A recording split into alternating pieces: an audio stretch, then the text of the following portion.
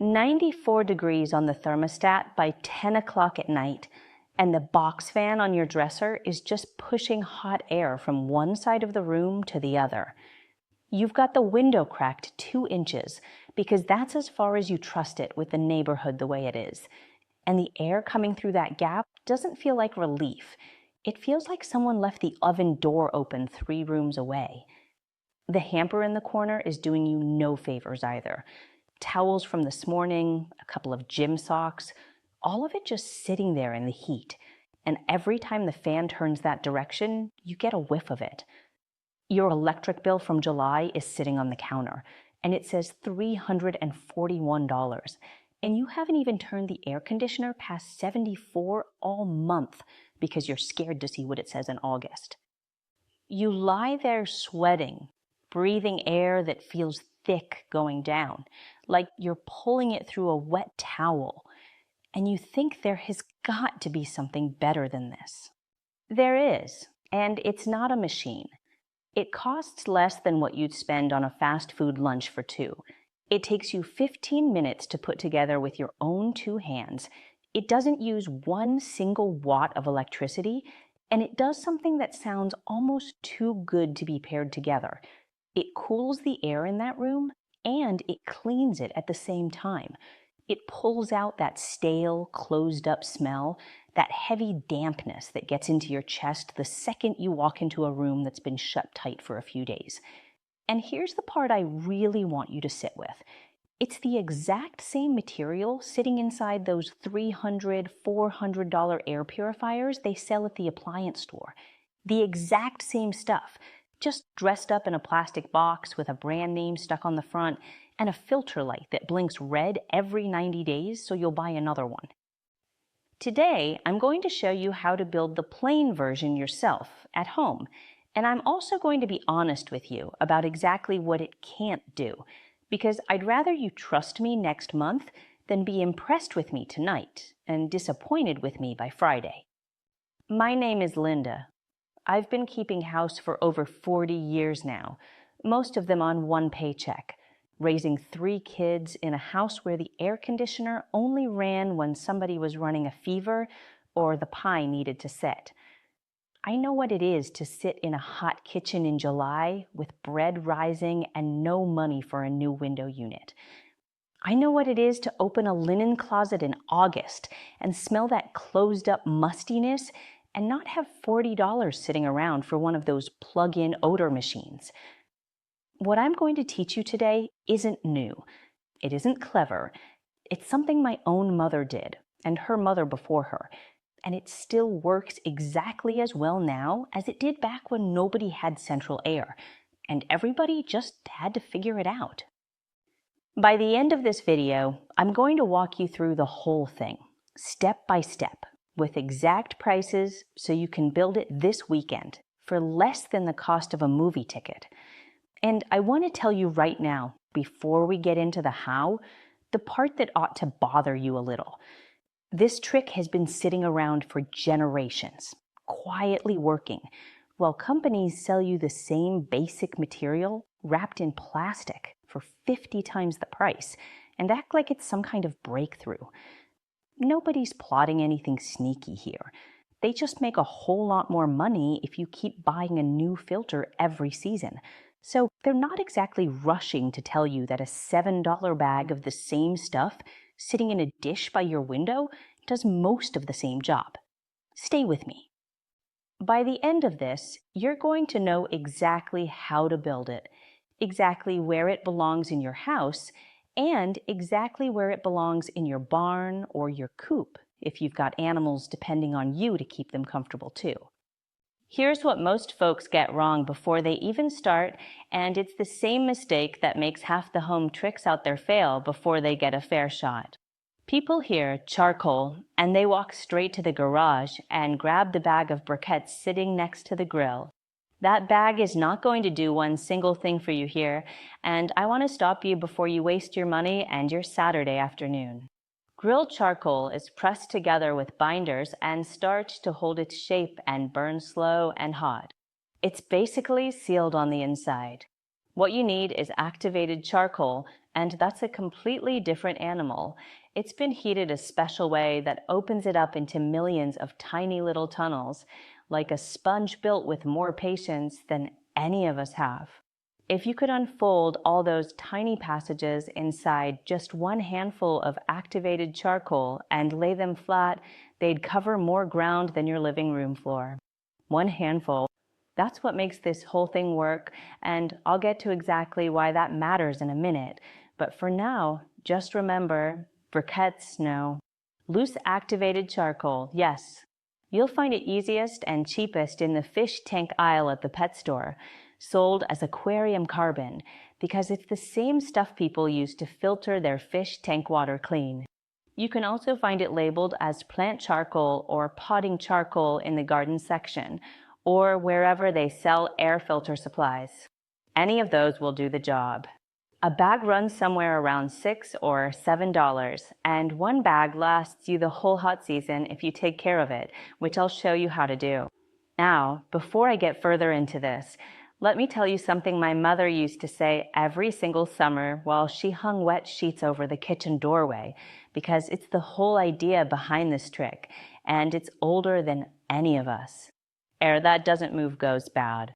She was right, even though back then neither of us could have explained why in scientific terms. Here's the plain version. Your own body already knows this trick, and you use it every day without thinking about it.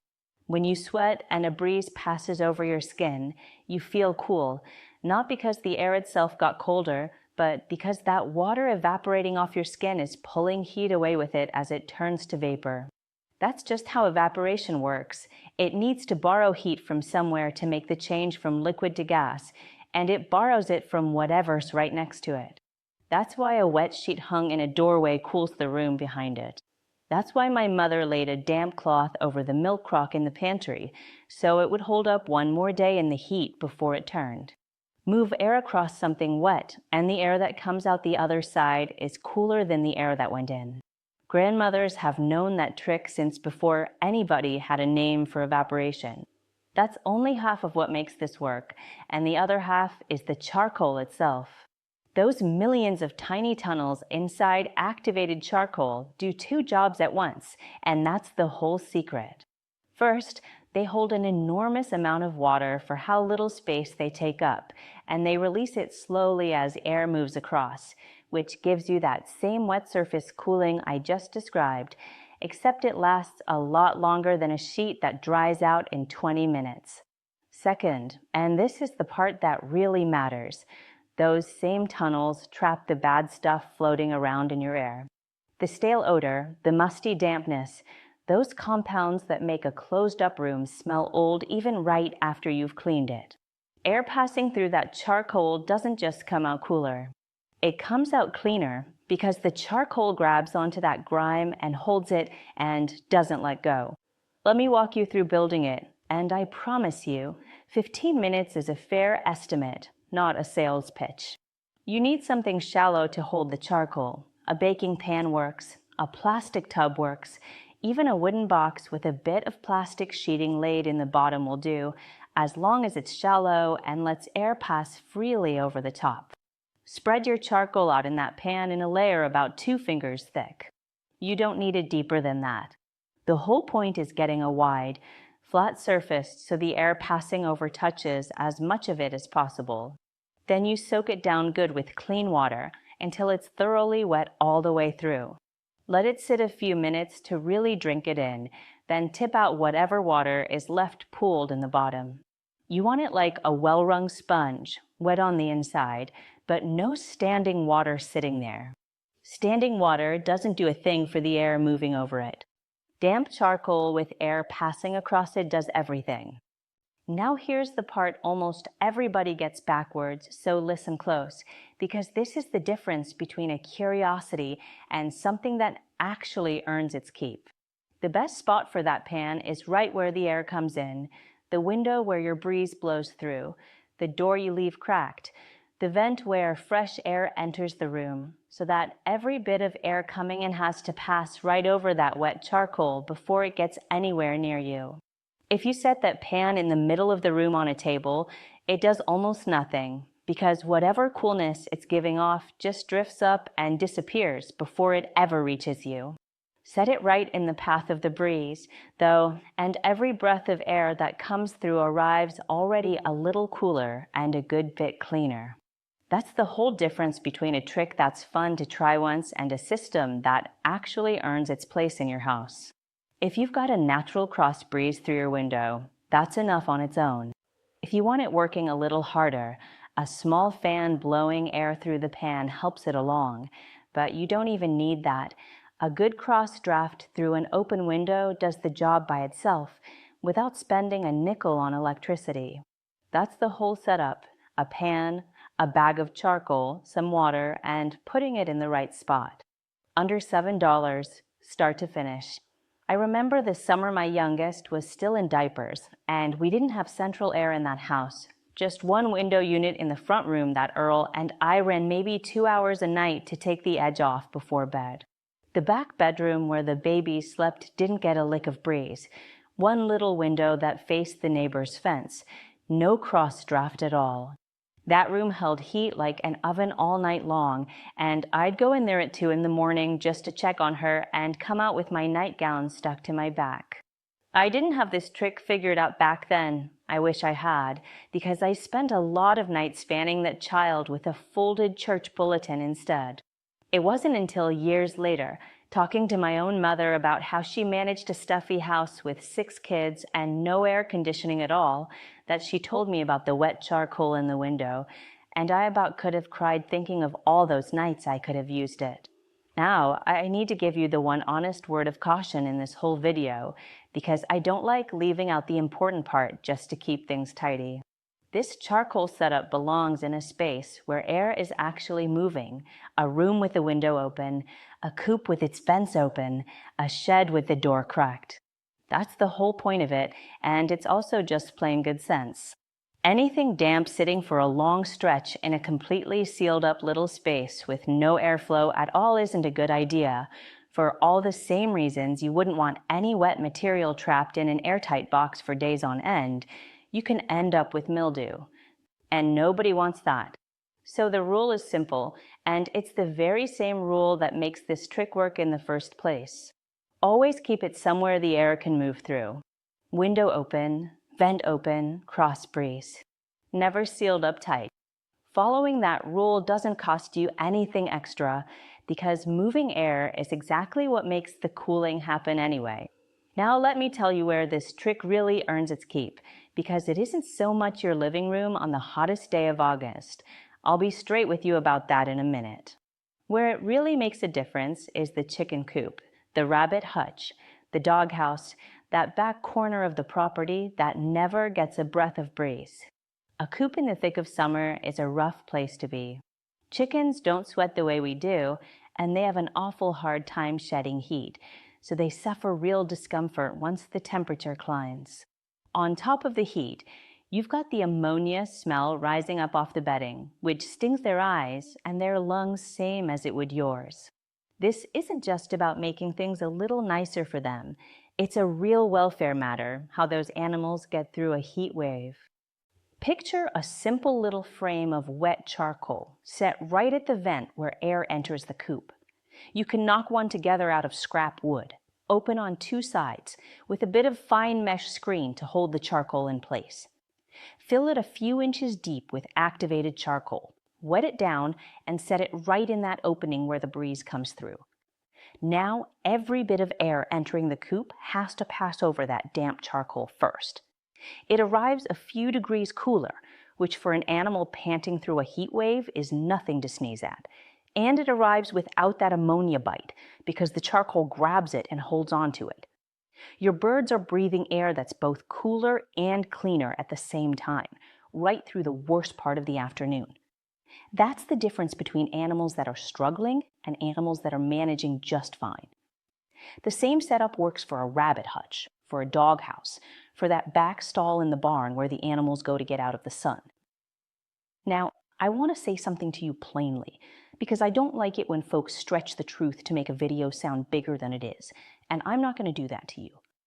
The cooling side of this trick has a partner it depends on, and that partner is dry air.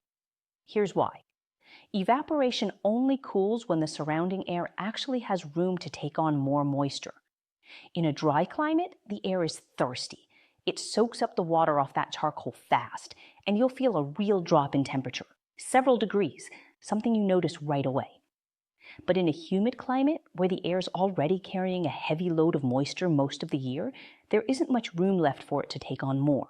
So the cooling effect is gentler, maybe a degree or two, not a dramatic swing. So I'll tell you straight, in a dry climate, this really shows up. In a humid one, it's more modest. But the air cleaning side of it works the same either way, dry or humid, and that part never lets you down. I'm not going to sit here and tell you a $7 pan of charcoal is going to cool your whole house down like a window unit running full blast in the middle of August, because that isn't true, and anybody telling you that is trying to sell you something.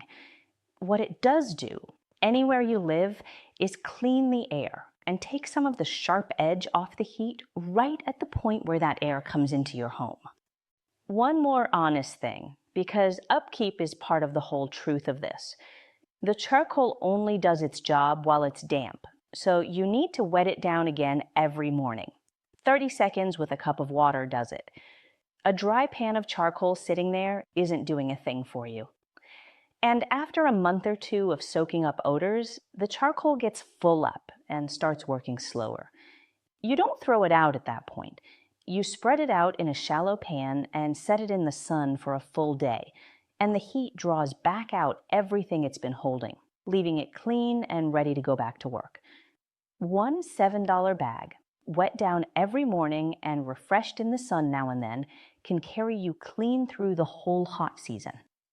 Now, think for a second about what they're selling you instead.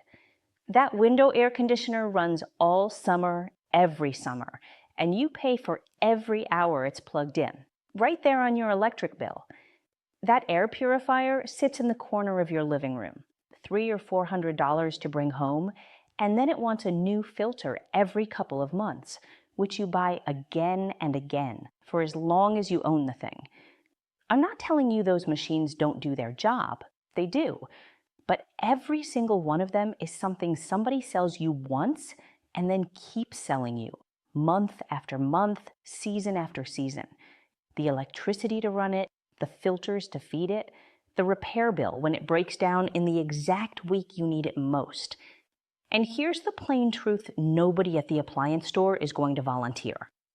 What's sitting inside that expensive purifier, the part that's actually doing the work of trapping odor and grime out of your air, is this same activated charcoal, the very same material.